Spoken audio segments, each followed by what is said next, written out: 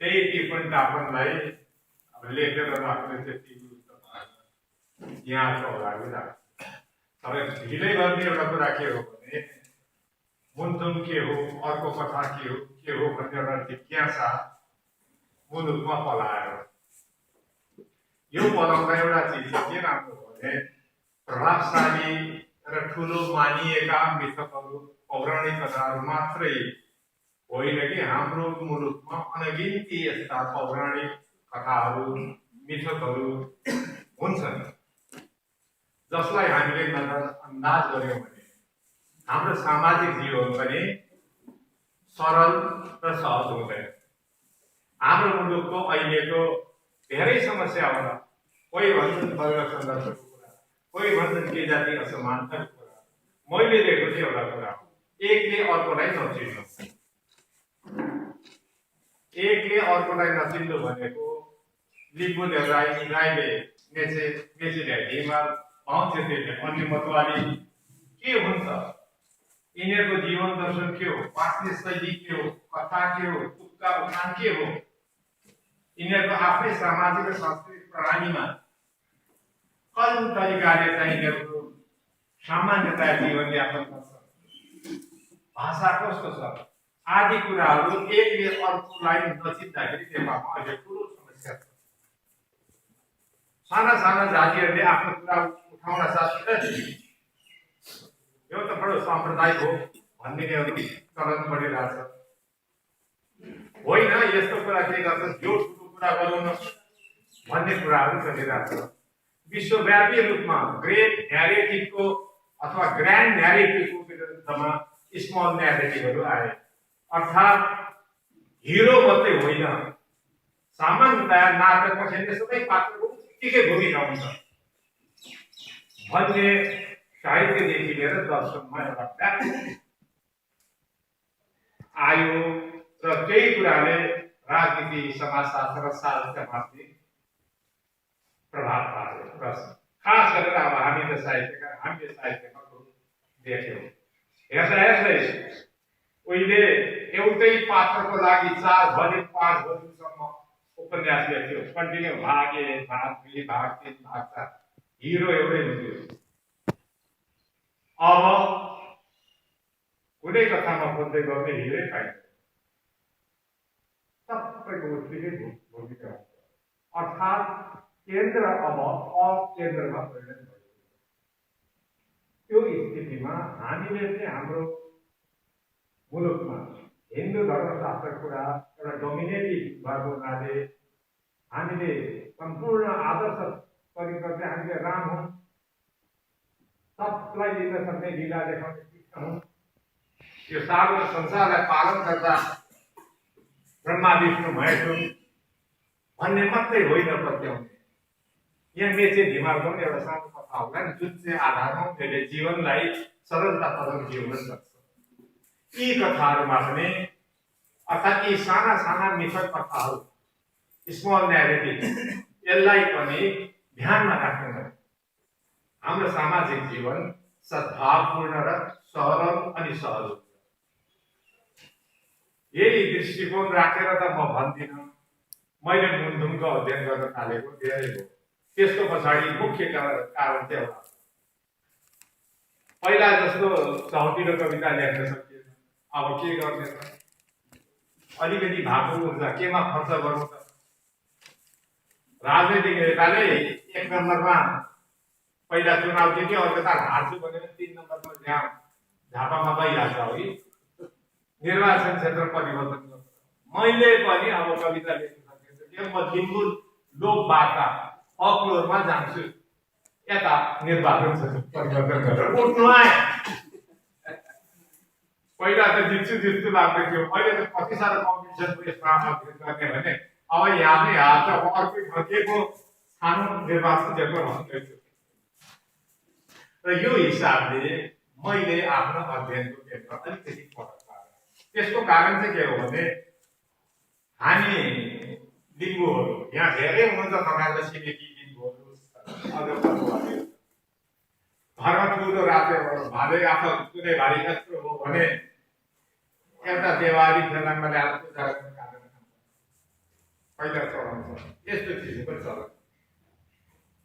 अनि अथवा केही भयो भने हाम्रो आफूले उब्जाएको या पालेको पोसेको चिज भोग गर्दाखेरि पनि उपभोग भनौँ अनि भोग गर्ने चलन र त्यो चलनमा त्यो चलन सँगसँगै आएको भाषाको जुन चाहिँ खेल छ नि त्यो बडो महत्त्वपूर्ण छ। उदाहरणको लागि भनौँ, एकजना धामी थिए नेपाली उहाँलाई बोल्दा के पूजा गरेर के चढायो अनि उसले भने, हे परमेश्वर, मैले दिन नजाने पनि लिन जान्नु, भन्न नजाने पनि सुन्न जान्नु। यो कति राम्रो भाषा छ। यो भाषा लिम्बूमा प्रशस्तै यसो हेर्दाखेरि यसभित्रको साहित्यिकता, यसभित्रको काव्यात्मकता बडो महत्त्वपूर्ण कुरा हुनाले मैले यस दिशामा अलिकति बल गरेँ भने केही काम गर्न सक्छु कि जस्तो लाग्यो। काम गर्न सकेको त अघि भने मैले अब यो पनि निर्वाचन छाडेर अर्को क्षेत्र बन्नुपर्दा जस्तो। अब म यति भूमिका बाँडेर एउटा थर्रै संक्षिप्तमा भन्दा पनि अब त्यस्तै हो। यो उनीहरूले अरू कुरा राम्रो भइसक्यो। मुन्धुम के हो र मुन्धुमले बखान गर्न खोजेको चिज के हो, यसका उद्देश्य के हुन् भन्ने कुराहरूमा सामान्यतया केही कुरा राख्छ। म अलिकति पढिहेर्छु। धनावासीले निकै सिफारिस व्यक्त हुन्छ मलाई त के कृष्ण उहिलेदेखि आउँछ। मुन्धुम भन्दा हामी लिम्बूहरू खास ब्रह्माण्डदेखि पृथ्वी र मानिस लगायत यो चराचर जगतको सृष्टि वर्णन बुझ्छौँ।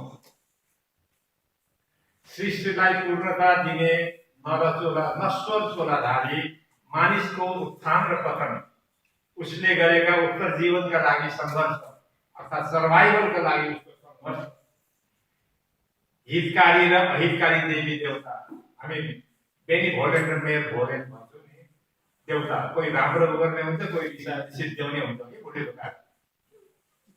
यस्ता अहितकारी देवी देवताका परिकल्पना, पूजा र अनुष्ठान पनि एकैचोटि बुझ्छौँ। अर्थात् आख्यान मात्रै होइन, मिथ मात्रै होइन, रिचुअल पनि एकैचोटि बुझ्छौँ।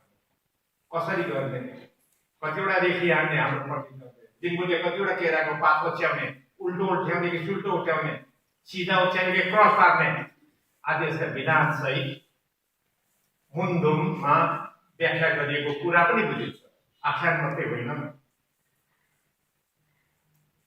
हामीलाई लिम्बू जातीय पुरोहितहरू, हाम्रो ट्राइबल, यो पुरोहित मात्रै होइन, तिनीहरू ट्राइबल प्रिस्ट, हाम्रो जातीय पुरोहित, हाम्रो लागि यो सबै कुरा भनिदिने जातीय पुरोहितहरूले विशेष अवसरमा अथवा पूजा अनुष्ठानमा मुन्धुम गाएर सुनाउँछ र अनुष्ठान पनि सँगसँगै गर्छ।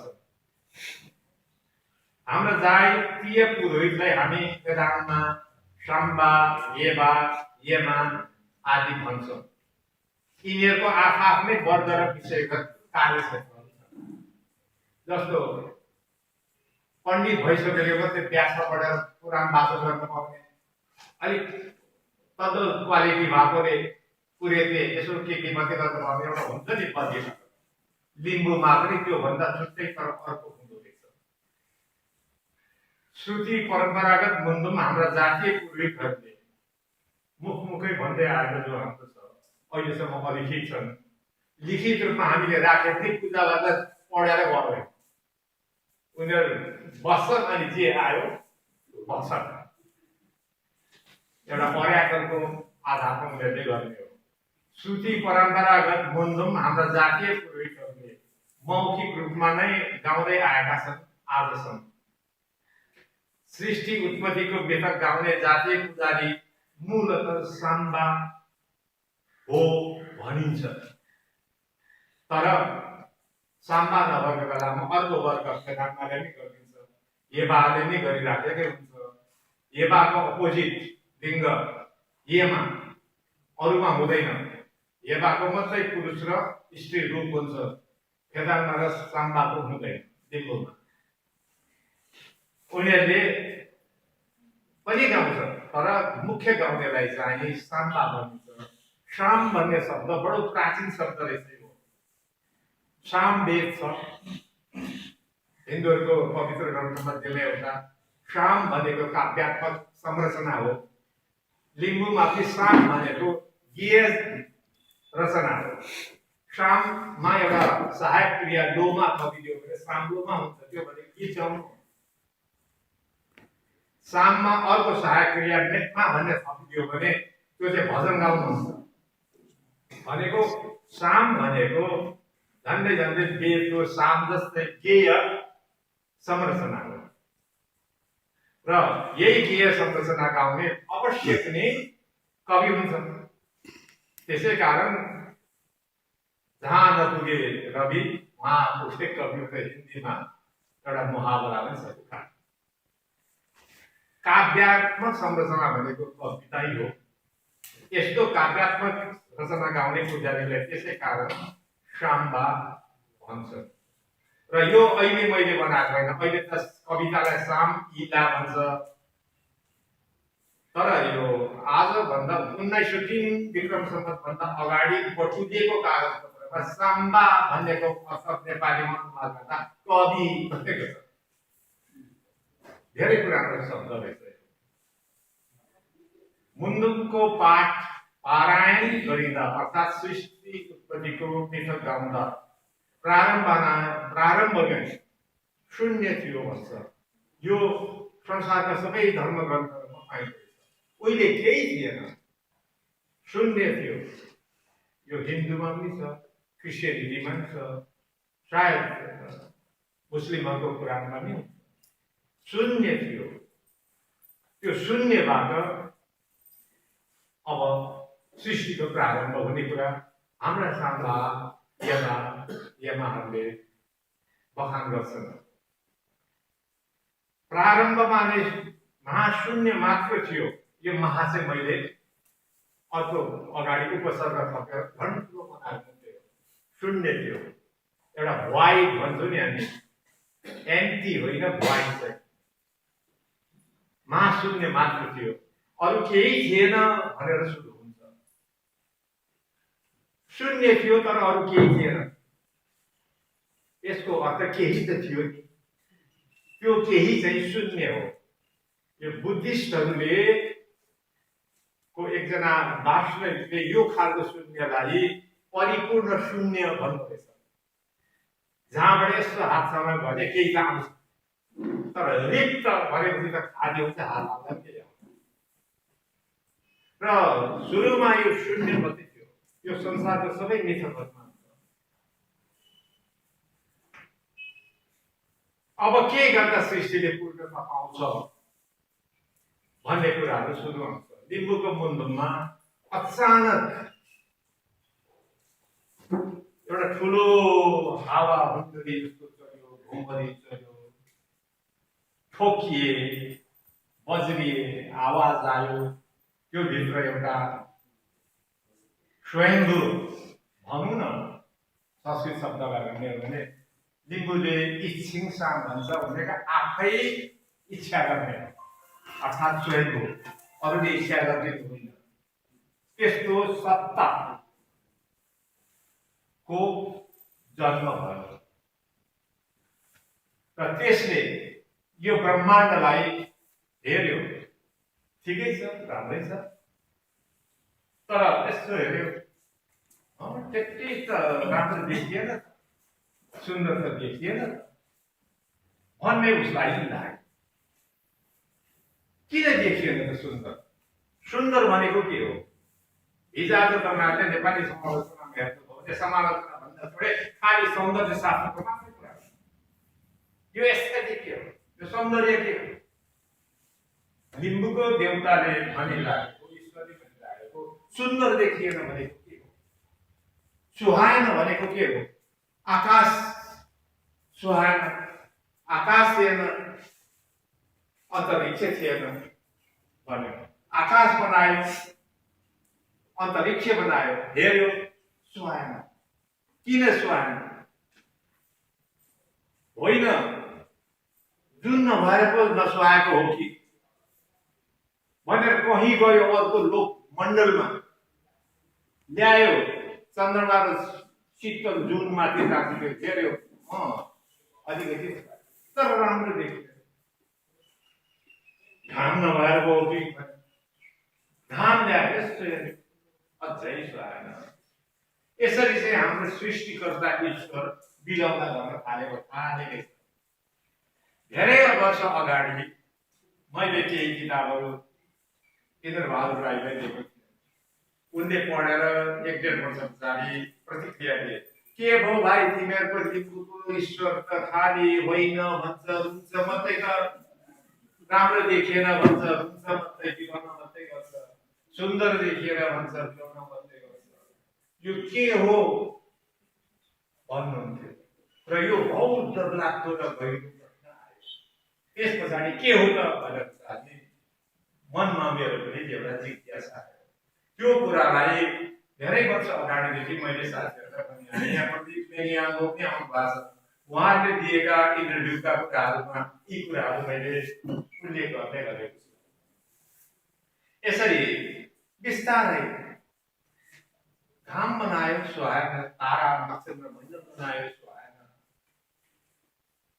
के गर्दा चाहिँ सुहाउँछ? हरे शिव, हाम्रो जुन चाहिँ सृष्टिकर्ता ईश्वर हो, बिलौना गरेकै छ। यस्तो बिलौना गर्ने, सुहाएन, सुन्दर देखिएन भनेर बिलौना गर्ने ईश्वर कुन जातिको मिथकमा होला? यो आश्चर्य कुरा हो, सबैले खोज्नु पर्ने। यसरी सृष्टि गर्दै जाँदा पृथ्वी बनायो र पनि सुहाएन। पृथ्वीमा ढुङ्गा हाले, माटो हाले, सुहाएन। खोला हाले, पानी हाले, समुद्र पोखरी हाले, हेर्छ अलिअलि त सुहायो, तर भनेको जस्तो मन परेन, सुहाएन। जलचर हाल्यो, थलचर हाल्यो, चराचुरुङ्गी मुसा अनेक थोक बनायो, सुहाएन। अर्थात् जिस चाहिँ के हो भने अन्तमा मान्छे बनायो।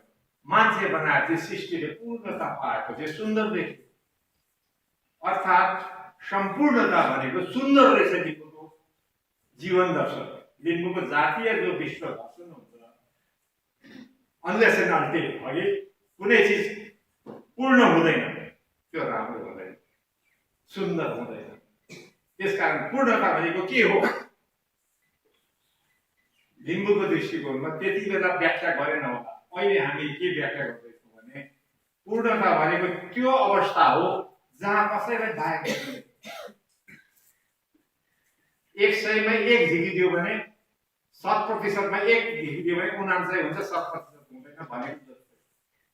अहिले पोलिटिक्समा नेपालमा आएको समावेशिताको र समानुपातिकताको कुरा गरेको